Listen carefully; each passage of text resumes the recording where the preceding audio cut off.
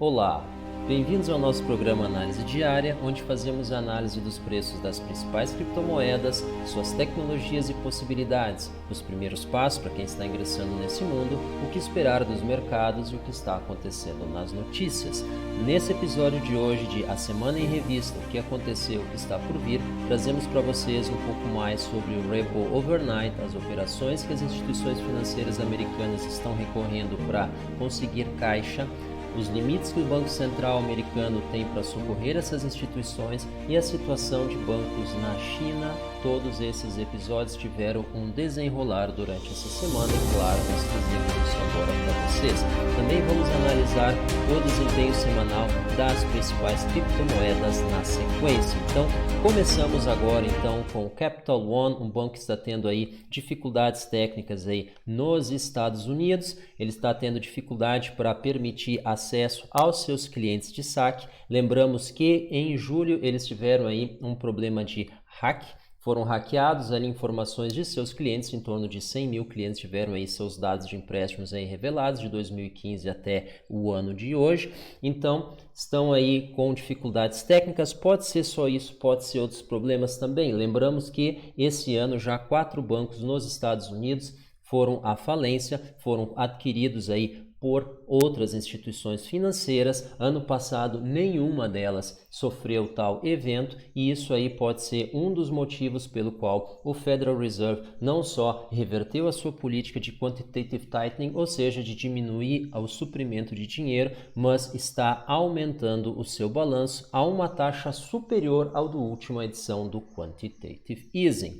Isso também é comentado exatamente aí no programa USA Watchdog de Greg Hunter. Ele entrevista aí Michael Penton, que comentou o seguinte: dentro da situação atual, o Federal Reserve ele pode então emitir mais moeda e injetar liquidez no mercado. Porém, o problema que está acontecendo dentro desses ativos que os bancos têm, que eles não estão conseguindo crédito contra, ou empréstimo contra, é exatamente o que a gente chama de lower tranche, ou seja, aqueles títulos de menor qualidade de crédito, chamados junk bonds. Então, é exatamente usar eles como colateral que está trazendo então a dificuldade desses bancos de conseguir liquidez. Essa é a opinião de Michael Penton, que aparece aqui sendo entrevistado por Greg Hunter. Michael Penton tem o seu Penton Portfólio, que é a sua empresa de gestão de investimento lá nos Estados Unidos. Então a gente chama a atenção que o mercado de menor qualidade de crédito está tendo aí dificuldade de conseguir que os seus títulos de dívida sejam utilizados então como liquidez ou como colateral para empréstimos mesmo de curto prazo, chamado overnight. Lembrando, foi em situações exatamente assim que o Bear Stearns teve então a sua falência e foi ali que começou a crise de 2008. Estamos agora 11 anos depois. E aí, finalmente, na China, então, nós tivemos corrida bancária num dos bancos aí provinciais, não na capital, e exatamente por boatos de dificuldade que eles têm de conseguir liquidez. Então, o que aconteceu? Os clientes foram até a agência principal e exigiram aí os seus depósitos e nós tivemos uma demonstração muito semelhante ao que acontecia no crash de 29, quando os bancos expunham junto às vitrines pilhas de dinheiro para mostrar que eles de fato tinham caixa. Então, essa é a situação desse banco lá e a gente tem isso recorrente, que é os bancos menores, não são os maiores, são os menores, porque os bancos menores e médios, esses que atendem o que a gente chama de shadow banking, que são instituições não financeiras que se financiam junto a esses bancos, eles não conseguem se financiar junto aos maiores, e eles então abrem linhas de crédito de uma forma não regulamentada pelo sistema financeiro, porque não são instituições financeiras, mas que também fornecem crédito. Então, essas instituições com problema de endividamento, com problema de empréstimos que não estão sendo honrados, elas têm dificuldade de honrar os seus compromissos com esses bancos que agora eles entram em dificuldade. Vamos começar então com o nosso giro pelo mercado, nos gráficos aí do que aconteceu nessa semana. E aí nós começamos com Bitcoin cotado em Tether na Binance, todos os dados aqui são da Binance. Nós vemos aí, fechamos a segunda semana acima da LTB invicta, agora não mais, isso não tinha acontecido ainda. Fechamos não só a primeira, mas a segunda semana, isso confirma o rompimento, apesar de ter sido uma semana de baixa, nós enxergamos aqui uma tendência de alta, o histograma MACD confirma isso, e a gente vê aqui, temos agora essa própria LTB como suporte, nós poderíamos recuar até os 8K7, 8K8, não vemos isso acontecendo, mas é possível um recuo rápido. O que nós vemos agora, a gente já comentou na análise de ontem, é um teste aos 10K5, esse sim é um suporte importante, agora resistência, e ele deve ser rompido com volume, quem sabe um volume semelhante ao da semana, não a que termina hoje, mas o da anterior. Mas a gente vê aí exatamente esse volume que fez o rompimento da LTB.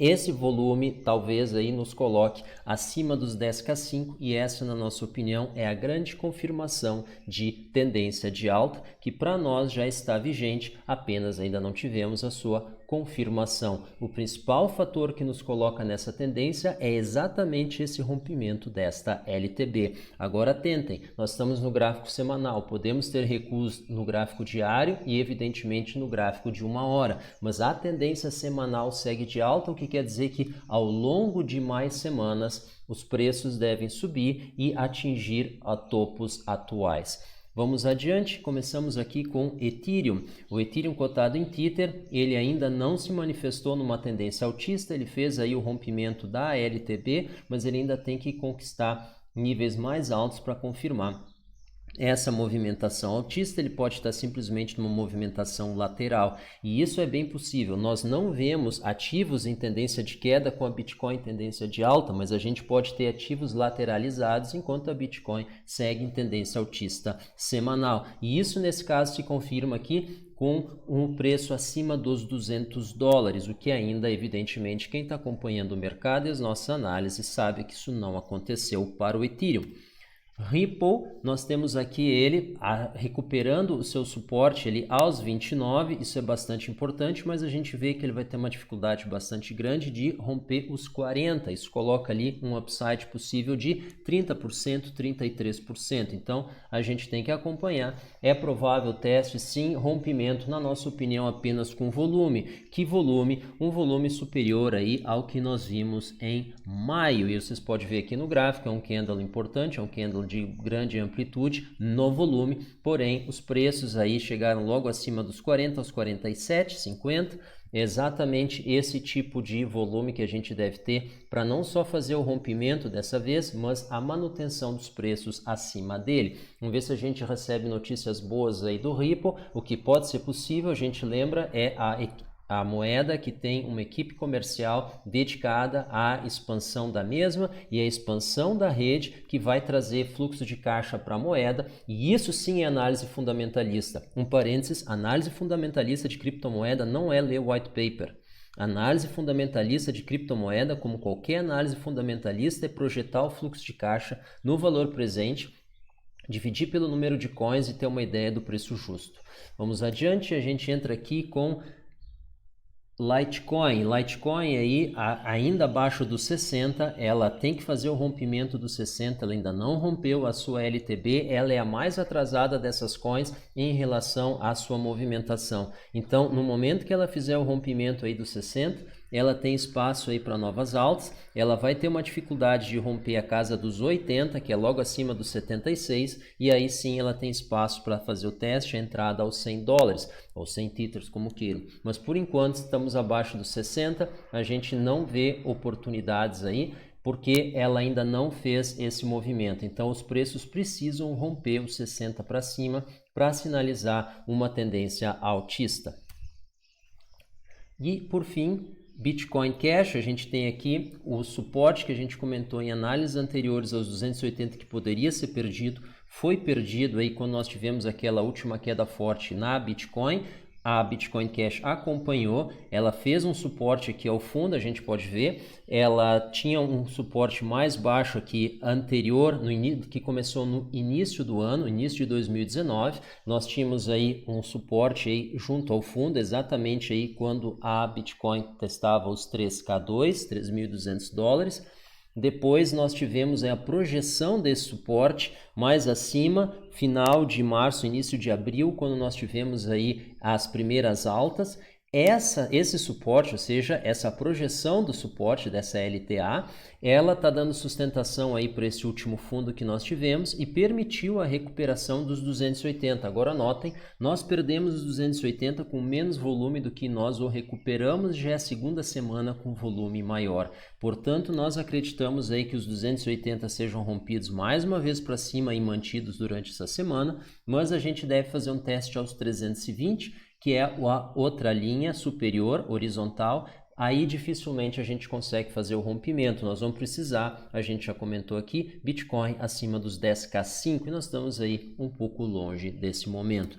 E aí, claro, nós temos aí o EOS aí ainda tem que lutar para conseguir os 3,75, a gente vê ali um suporte semanal importante, quando ele foi perdido nós tivemos um candle com bastante volume e a gente está se esforçando aí para recuperá-los, então a gente tem um longo caminho aí pela frente, ele está um pouco atrasado também, ele chegou a fazer uma tentativa até os 3,55, recuou, dentro do gráfico diário a gente enxerga os 3,60, no semanal 3,75, então a proximidade aí desses valores pode aí gerar realizações, então muita atenção. E aí por fim, não menos importante, Bitcoin cotada em reais, a gente vê que ela ainda não fez o rompimento da sua LTB e esse precisa acontecer, provavelmente aí com a Bitcoin sinalizando os 9K4, 9K5, nós devemos ter mais um teste aí a ela, e aí claro, ela rompendo os 10K para cima, nós vemos aqui essa LTB se rompendo. Evidentemente, se a Bitcoin em Tether entrar em tendência de alta, é claro que aqui também vai entrar,